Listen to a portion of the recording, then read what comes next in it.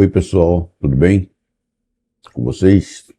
Então, são nesse momento 10 para as 8 da manhã, mas eu já estou de pé aí, me levantei às 7 horas da manhã para estudar, mas me deparei aqui na minha caixa de mensagem do WhatsApp, uma mensagem de um comandante amigo meu, que eu acho que vale muito a pena eu estar repassando para vocês. Bom, eu sou um cidadão brasileiro, como todos vocês, né? E nunca fui preso, nunca tive envolvido em nada ilícito, graças a Deus. O que nós acabamos de vivenciar nesse ano aqui das eleições de 2022, né? Foi uma coisa assim surreal.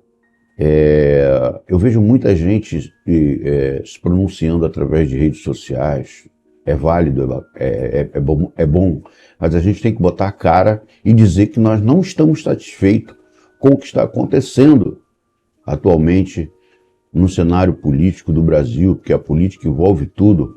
Bom, eu não vou me alongar muito, eu vou colocar para vocês aqui um vídeo, tá? E depois eu vou fazer um comentário. Eu vou ler essa mensagem que foi mandada pelo esse comandante, que é amigo meu, mas a mensagem realmente é do Roberto Jefferson, tá? Vamos ver esse documentário aqui da Brasil Paralelo. Prestem atenção. Ao redor de todo o globo, diversos países davam eco a essas manifestações e diziam não ao comunismo. O Brasil também fez parte desse movimento. Os brasileiros assistiam à radicalização intensa que acontecia no país. Preocupados com a democracia e a soberania nacional, o povo decidiu sair às ruas na maior manifestação pública da história do Brasil.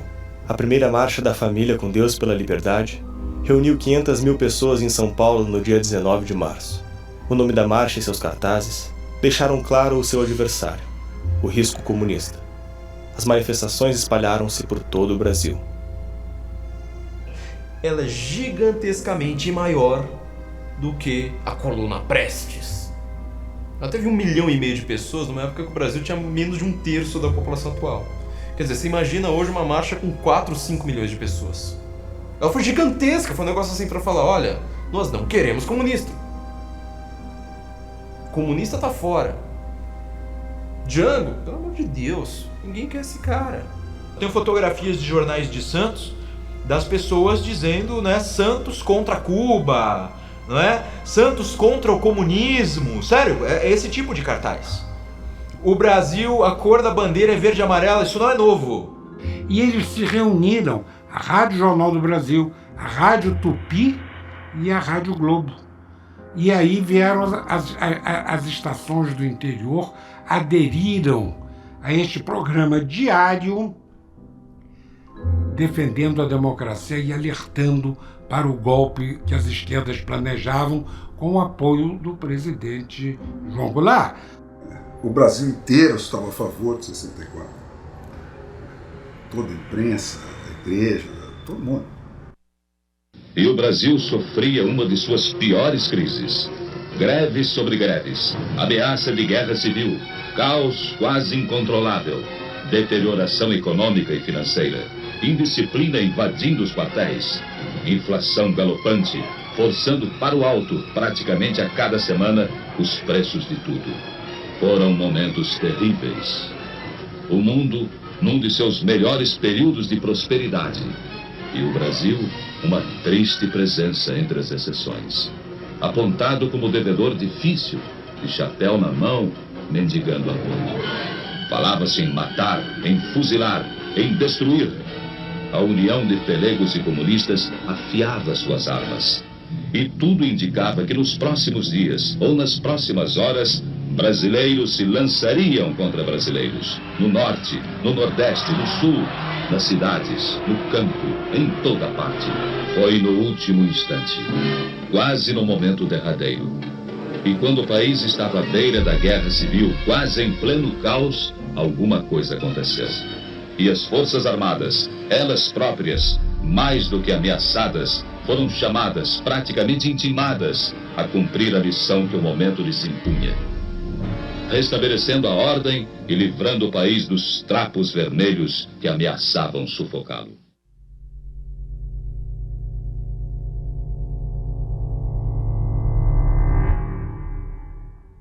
O golpe viria, o golpe de esquerda viria. Temos que reagir, temos que derrubar o governo, e deflagrou, né, a rebelião militar. As tropas de Minas Gerais saíram, foram em direção à presidência para derrubar o governo. Começou um clima de tensão no país inteiro. Na Guanabara, Castelo Branco liga para o Lacerda. Castelo Branco era um militar legalista até pouco tempo antes da situação se degringolar. Ele percebeu que não ia ter outra saída, ele liga para o Lacerda e fala: olha, você é um homem importante para o país, você é o líder civil mais importante do país, você precisa sair daí porque você corre perigo, pode haver uma invasão, o Almirante Aragão, havia boatos que o Almirante Aragão iria invadir o Palácio Guanabara, você precisa sair daí agora, nós cuidamos da sua vida, protegemos a sua vida. O Lacerda diz: se o brigadeiro Eduardo Gomes estivesse aqui, ele faria isso? Não faria, então eu vou ficar e vou defender o meu palácio, meu governo e meu estado. Lacerda vai, se arma, aí tem aquele famoso discurso no rádio: Almirante Aragão, assassino, covarde, monstruoso, venha que eu te mato com o meu revólver. Com teu revólver, canalha, bandido, traidor, a sua hora chegou. Pode, enquanto é tempo, garante a impunidade, bandido, matador e mandante, inocentes soldados, para matar outros soldados, para esconder sua desonradez, canalha. Então o Jango, que estava nesse momento no Rio de Janeiro, né, quando as forças comandadas aí pelo general Olímpio Mourão Filho vão se aproximando do Rio, ele vai para Brasília, depois ele vai para Porto Alegre. Em Porto Alegre ele tem um encontro com o Brizola, e o Brizola teria convidado para fazer uma tentativa de enfrentamento, né? Ele já tinha faz tempo, como eu já tinha dito, o Terceiro Exército junto com ele, e ele ficou com medo, né? Na verdade ele tinha a minoria do exército, ia ter realmente um derramamento de sangue e possivelmente o dele. Ia ser uma guerra civil, provavelmente, creio eu, ele ia perder, mas seria um derramamento de sangue lamentável na história brasileira. Então assim, a sociedade estava toda pronta para o pior, né? E os militares tinham a percepção disso, né? Que assim, o país estava a um passo de entrar numa guerra civil. Então é nesse momento que os militares entram. Que a Revolução de 64 foi feita para deter a nossa caminhada para Havana e para Caracas. Atenção! O senhor presidente da República deixou a sede do governo. Deixou a nação acéfala.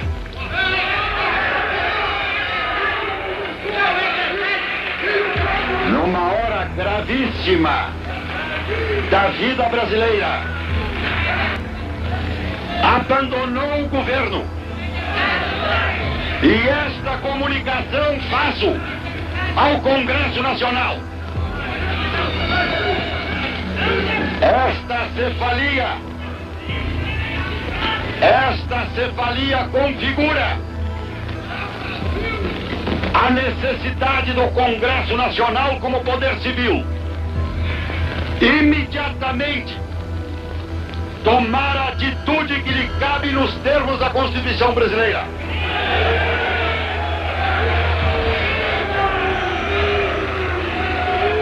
Sob a nossa responsabilidade, a população do Brasil, o povo, a ordem. Assim sendo, declaro vaga a presidência da República.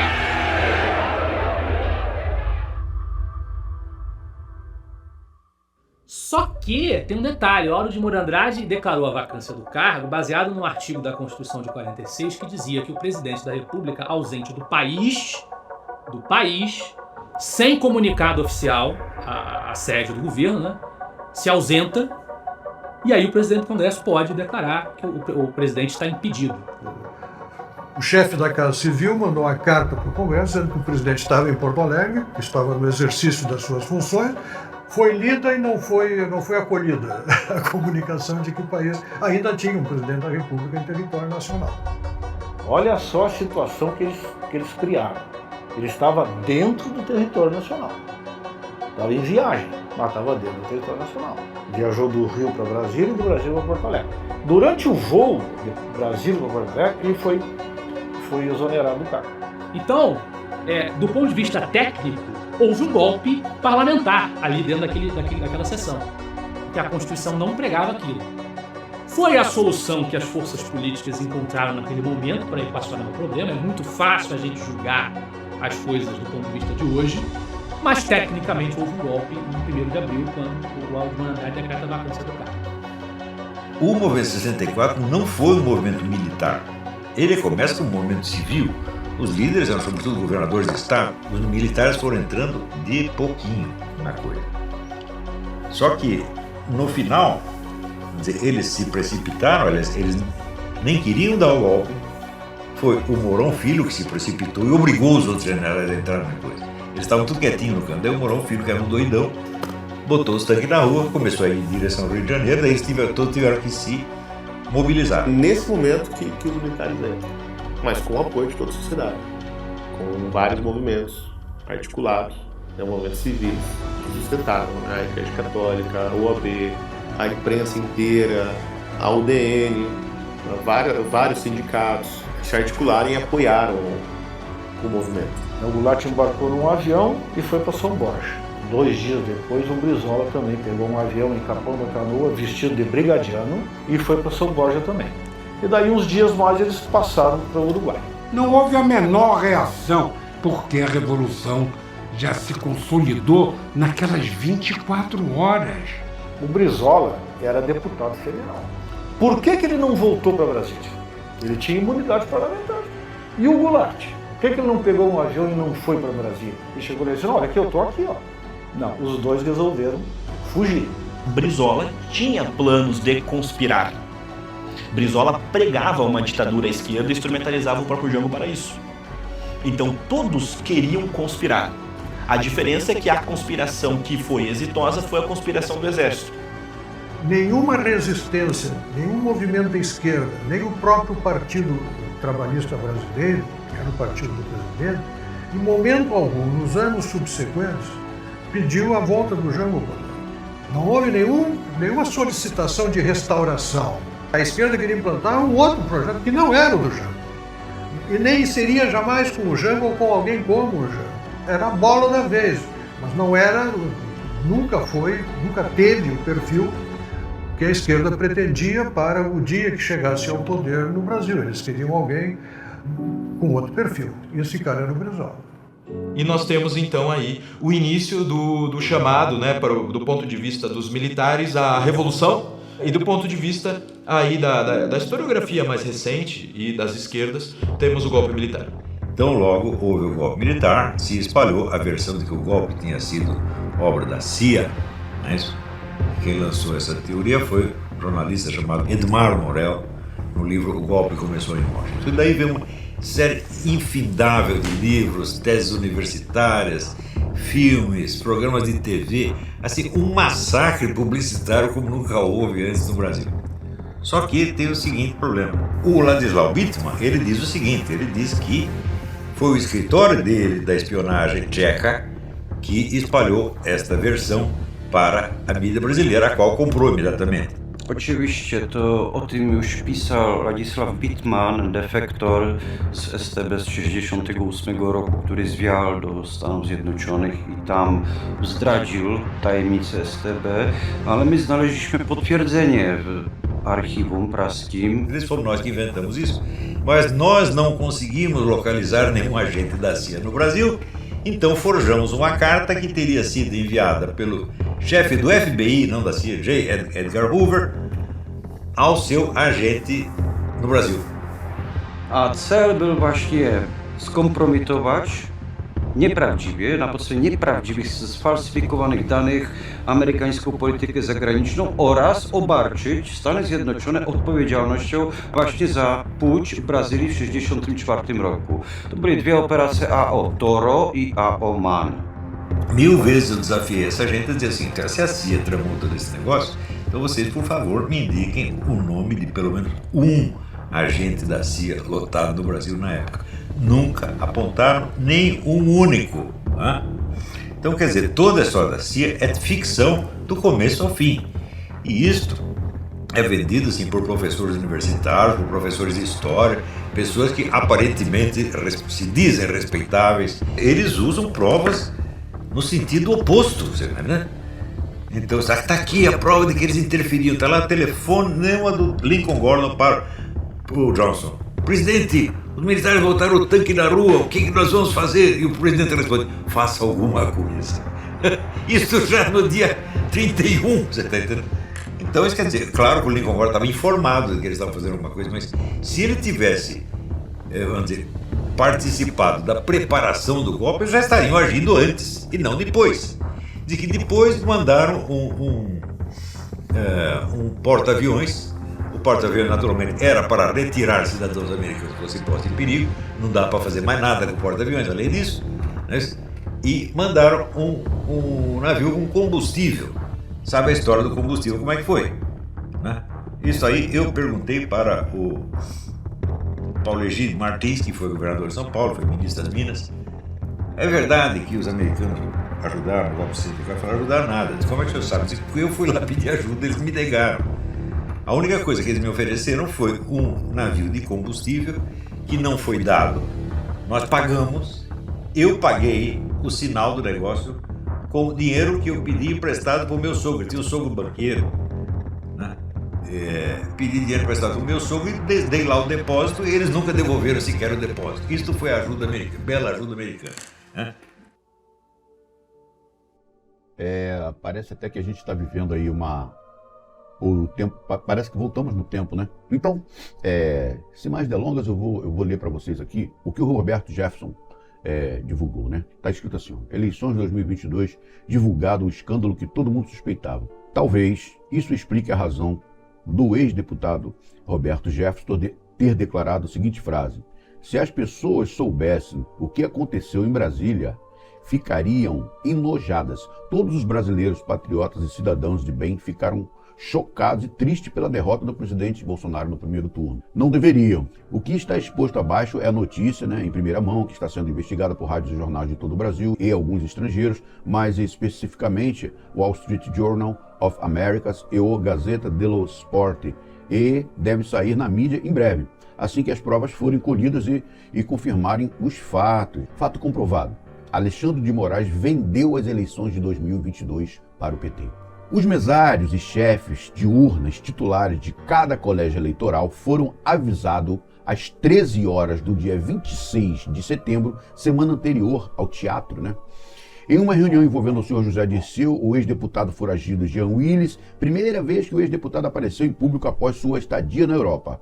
Guilherme Boulo, o ex-técnico Dunga, o senhor José Roberto Arruda, William Bonner e principalmente a bilionária Denise Coates, CEO, né, da BIT 365, representante e patrocinadora secreta das eleições, também participaram da reunião.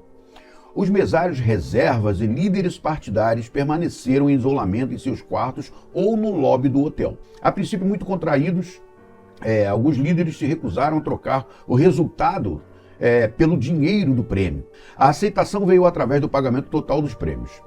70 mil para cada integrante e 400 mil por todos os mesários e integrantes da FAST, essa coisa toda deu um total de 23 milhões de dólares através da empresa BIT 365. Além disso, os presidentes dos partidos que aceitarem o acordo com a empresa BIT 365 nos próximos 4 anos terão as mesmas bases de prêmios que os jogadores de elite da empresa, como Van Gaal da Holanda, Usain Bolt da Jamaica, Neymar do Brasil e Marcos Reus da Alemanha. Mesmo assim, José Roberto Arruda se recusou a fazer parte deste escândalo, o que obrigou Alexandre de Moraes a barrar sua candidatura a deputado federal, bem como manipular a derrota de sua esposa Flávia Arruda no Senado do Distrito Federal. Assim sendo, na madrugada do dia 2 de outubro, dia das eleições, as urnas de cada colégio eleitoral receberam um software malicioso, programado para a fraude do século. A princípio, o grande responsável pela instalação e toda a arquitetura desse malware era o ex-ator pornô e agora intelectual Alexandre Frota. Porém,